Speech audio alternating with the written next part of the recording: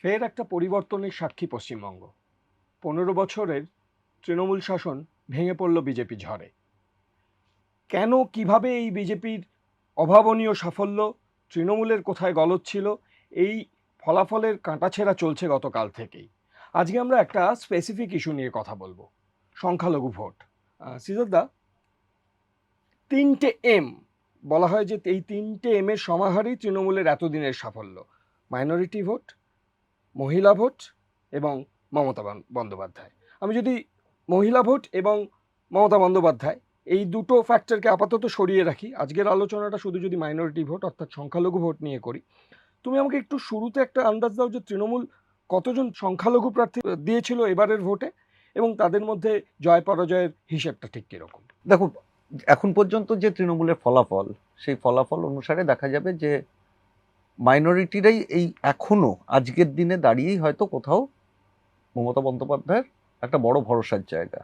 তার কারণ হচ্ছে 80টা আসনে তৃণমূল জয় পেয়েছে। 80 জন যে বিধায়ক, তার পরিষদীয় দল, সেই পরিষদীয় দলের মধ্যে 41% কিন্তু সংখ্যালঘু মুখ।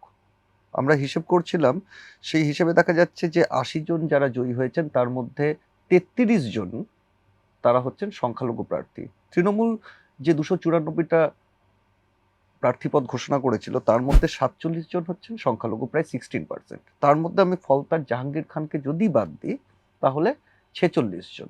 এই 46 জনের মধ্যে 33 জন কিন্তু জয় পেয়েছেন। সেই দিক থেকে সংখ্যালঘু প্রার্থীদের জয়ের স্ট্রাইক রেট 70%-রও বেশি। এবং আগামী 5 বছর তৃণমূলের প্রতিনিধিত্ব যারা বিধানসভায় করবেন, বিজেপির বিরুদ্ধে বিধানসভায় যারা লড়বেন, তাদের 40%-র বেশি সংখ্যালঘু। এবং সেই জায়গা থেকে আগামী দিনেও কোথাও তৃণমূলের রাজনীতি কিন্তু সংখ্যালঘু কেন্দ্রিক বা সংখ্যালঘুদের ঘিরে আবর্তিত হবে।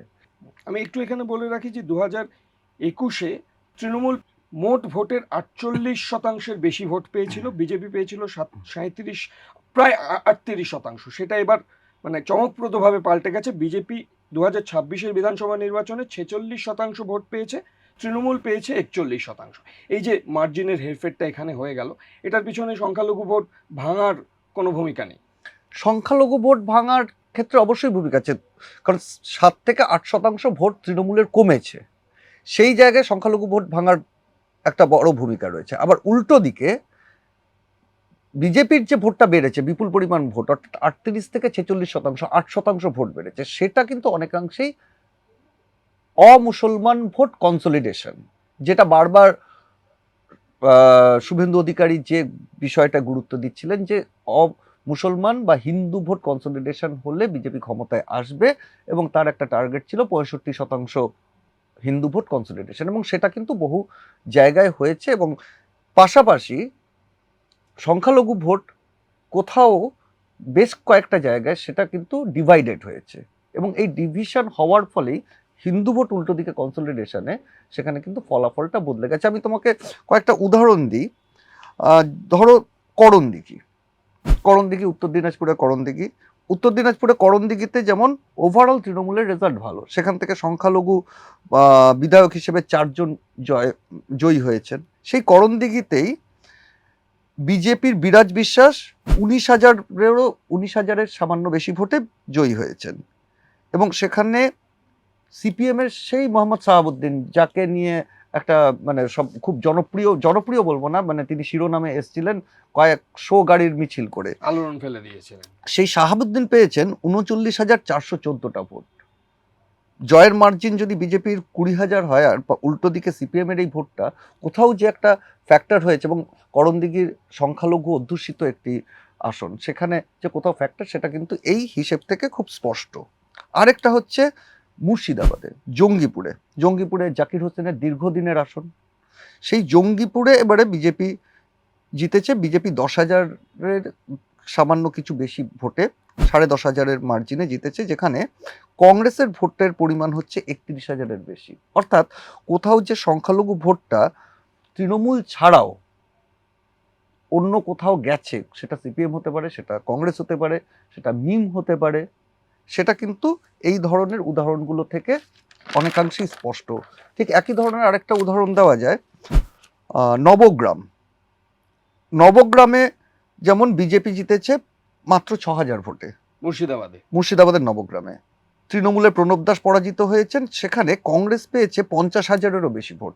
আবার সেখানে হুমায়ুন কবিরের আমজনতা উন্নয়ন পার্টি, তারাও 3,000-এর মতো ভোট পেয়েছে। অর্থাৎ কংগ্রেস বা বাম বা এই ধরনের যে দলগুলো অন্যান্যদের তালিকায় যারা সংখ্যালঘুদের নিয়ে রাজনীতি করেছে, হুমায়ুন কবির, মিমের কথা বলতে পারি, বা আইএসএফ কোথাও না কোথাও সংখ্যালঘুদের ভোট টেনেছে, তারা কিন্তু ফ্যাক্টর হয়ে যাচ্ছে। খড়গ্রামে মিতালি মাল বিজেপির হয়ে জয়ী হয়েছেন 9,000-এর কিছু বেশি ভোট পেয়ে, সেখানে সিপিএম 41,000-এরও বেশি ভোট পেয়েছে। আরও একদম মানে যদি বড় উদাহরণ চাও, সেটা হচ্ছে অপূর্ব সরকার, তৃণমূলের অপূর্ব সরকার কান্দি আসনে দীর্ঘদিন ধরে অপূর্ব সরকার সেখানে জিতে আসছেন। সেখানে গার্গী দাস ঘোষ বিজেপি, তিনি 10,335 ভোটে জয় পেয়েছেন। সেখানে কংগ্রেস পেয়েছে 31,000-এর বেশি ভোট এবং উল্লেখযোগ্যভাবে মিম পেয়েছে 22,000-এর বেশি ভোট। অর্থাৎ মিমও যে এখানে কোথাও একটা বড় ফ্যাক্টর। আমি কংগ্রেসের দল একদমই কোথাও যে সংখ্যালঘু ভোট ভাঙার ক্ষেত্রে মিম যে একটা বড় ফ্যাক্টর সেটা স্পষ্ট। বেলডাঙ্গা আরেকটা বড় উদাহরণ। বেলডাঙ্গাতে বিজেপির ভরত কুমার ঝাওয়া 13,000 ভোটের মার্জিনে জিতেছেন, আর সেখানে আমজনতা উন্নয়ন পার্টি অর্থাৎ হুমায়ুন কবিরের দল, তারা পেয়েছে প্রায় 47,000 ভোট, 46,709 ভোট। কংগ্রেস পেয়েছে প্রায় 40,000 ভোট।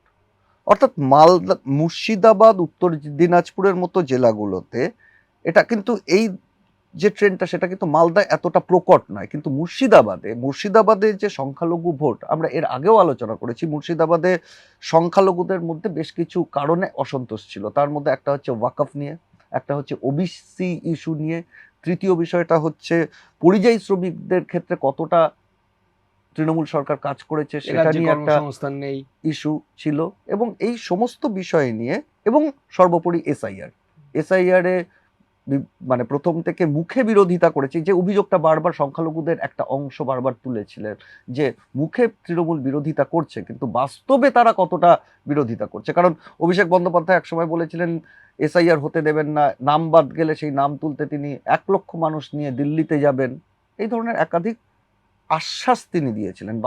বাস্তবের মাটিতে কিন্তু সেই আশ্বাসগুলো প্রতিফলিত হয়নি তৃণমূলের পরবর্তী পদক্ষেপে। এবং পরিযায়ী শ্রমিকদের ক্ষেত্রে আমরা দেখেছি যে তৃণমূল নিজের থেকে দলীয় উদ্যোগ নিয়ে পরিযায়ী শ্রমিকদের ভোটের সময় ঘরে ফেরানোর কোনো ব্যবস্থা করে একদমই। এবং সেই জায়গা থেকে কোথাও পরিযায়ী শ্রমিকদের একটা ক্ষোভ তৈরি হয়েছিল, যেটা আমরা কথা বলেছিলাম পরিযায়ী শ্রমিকদের সংগঠনের পক্ষ থেকে, পরিযায়ী শ্রমিক ঐক্যমঞ্চের আসিফ ফারুকের সময়। আসিফও যে অভিযোগটা বারবার করছিল যে তৃণমূলের কাছে তারা প্রত্যাশা করেছিলেন শাসক হিসেবে তারা বিজেপির সঙ্গে লড়াইয়ের জন্য পরিযায়ী শ্রমিকদের ফেরানোর ব্যবস্থা করবেন, তাদের ভোট দেওয়ার ব্যবস্থা করবেন, কিন্তু সেটা হয়নি। তাদের নিজের উদ্যোগে ফিরতে হয়েছে বহু টাকা খরচ করে, অনেকে ফিরতে পারেননি, সেখানে কোথাও শাসক দলের কোনো ধরনের সহায়তা তারা পাননি।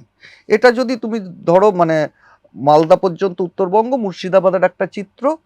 আবার চিত্রটা কিছুটা হলেও দল বদলেছে, অর্থাৎ ভোট কাটার জায়গায়, সংখ্যালঘু ভোট বিভাজনের জায়গায় সেখানে মিম নয়, কিন্তু দক্ষিণবঙ্গে আইএসএফ এর কিন্তু একটা বড় ভূমিকা আমরা দেখতে পাচ্ছি। দক্ষিণবঙ্গ যেটা তৃণমূলের গড় হিসেবে পরিচিত ছিল এতদিন, বিজেপি কোনোদিনই ভালো ফল করতে পারেনি ঐতিহাসিকভাবে, সেখানে এবার বিজেপি অপ্রত্যাশিতভাবে ভালো ফল করেছে। অপ্রত্যাশিত মানে ঝড়, কার্যত সাইক্লোন। যে দ্বিতীয় দফার 142টা আসনে নির্বাচন হয়েছে, সেখানে 2021-এর হিসেবে বিজেপি ছিল 18টি আসন পেয়েছিল, অধিকাংশ জেলায় তারা শূন্য ছিল। সেই জায়গায় মানে মূলত হুগলি গ্রামীণের কিছু অংশ, নদিয়া, উত্তর 24 পরগনার মতুয়া বেল্ট, এই জায়গাগুলোতেই বিজেপি কিছুটা হলেও তাদের উপস্থিতি ছিল, বাকি জায়গাতে বিজেপির কোনো উপস্থিতি ছিল না।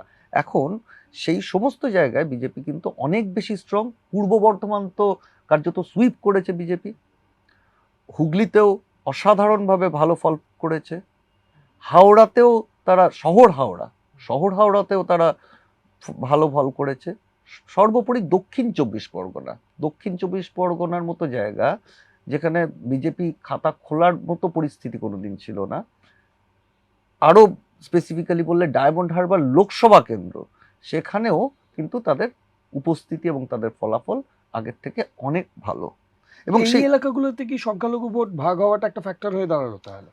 আমি হাওড়ার একটা উদাহরণ দিচ্ছি। হাওড়ার জগৎবল্লভপুরে বিজেপির অনুপম ঘোষ জিতেছেন 6,671 ভোটে, মানে খুব কম মার্জিনে জিতেছেন। সেখানে আইএসএফ এর ভোটের পরিমাণ হচ্ছে 20,896, প্রায় 21,000 ভোট। এই সংখ্যাটা থেকে কোথাও স্পষ্ট, যদি আইএসএফ এর ভোটটা ভাগ না হতো তাহলে তৃণমূলের সুবীর চট্টোপাধ্যায় কিন্তু অনায়াসে জিততে পারতেন। একইভাবে স্নেহাশিস চক্রবর্তী, বিগত মন্ত্রিসভার পরিবহন মন্ত্রী, তিনি হেরেছেন জাঙ্গিপাড়ায় 862 ভোটে। সেখানেও বাম এবং কংগ্রেসের ভোটের পরিমাণ যা রয়েছে সেটা যদি আরো কম হতো তাহলে কিন্তু স্নেহাশিস চক্রবর্তী জিতে যেতেন। এবং এখানেও কিন্তু বেশ কিছু জাঙ্গিপাড়ার বেশ কিছু জায়গায় সংখ্যালঘু যথেষ্ট ভোট রয়েছে, কারণ ফুরফুরা শরীফ ইটসেলফ তোমার জাঙ্গিপাড়া এলাকা। হরিপালে মধুমিতা ঘোষ 3,488 ভোটের মার্জিনে তার জয় হয়েছে। সেখানে করবী মান্না পরাজিত হয়েছেন। সেখানে আইএসএফ এর ভোট হচ্ছে 12,537। অর্থাৎ পার্থক্যটা মানে খুব স্পষ্ট। এই রকম যদি দক্ষিণবঙ্গেও হিসেব দেখা যায়, দক্ষিণবঙ্গে এরা যেমন জিতেছেন, এখানে মানে বিজেপি জয় পেয়েছে, তৃণমূল পরাজিত হয়েছে। দক্ষিণবঙ্গে আরো দুটো আসনের কথা বলবো যেখানে মানে কান ঘেঁষে তৃণমূল বেরিয়ে গেছে, কিন্তু আইএসএফ এর প্রভাব কতটা সেটা প্রমাণিত। আমডাঙ্গাতে তৃণমূলের প্রার্থী ছিলেন পীরজাদা, ফুরফুরা শরীফের পীরজাদা কাসেম সিদ্দিকী। তিনি মাত্র 3,000 ভোটে জিতেছেন, 2,995 ভোট। সেখানে আইএসএফ পেয়েছে 46,181 ভোট। অর্থাৎ আরো কিছু ভোট বেশি পেলেই সেখানে কিন্তু আমডাঙ্গার মতো আসনে, যেখানে কেউ ভাবতে পারে না বিজেপি জিতবে, সংখ্যালঘু অধ্যুষিত একটা আসন, সেখানেও উল্টো দিকে একটা বিষয় স্পষ্ট, এই মার্জিন থেকে একটা বিষয় স্পষ্ট, মুসলিম ভোট ভাগ হয়েছে, উল্টো দিকে হিন্দু ভোট যতটা ছিল সেটা কিন্তু পুরোপুরি কনসলিডেটেড হয়েছে। কিছু কিছু আসনে হয়তো 65% বেশিও হয়েছে, না হলে এতটা কাছাকাছি আসা সম্ভব হতো না। মধ্যমগ্রাম, অনিন্দ রাজু ব্যানার্জি পরাজিত হয়েছেন, রতিন ঘোষ জিতেছেন 2,399 ভোটে। সেখানে আইএসএফ পেয়েছে 35,000-এরও বেশি ভোট।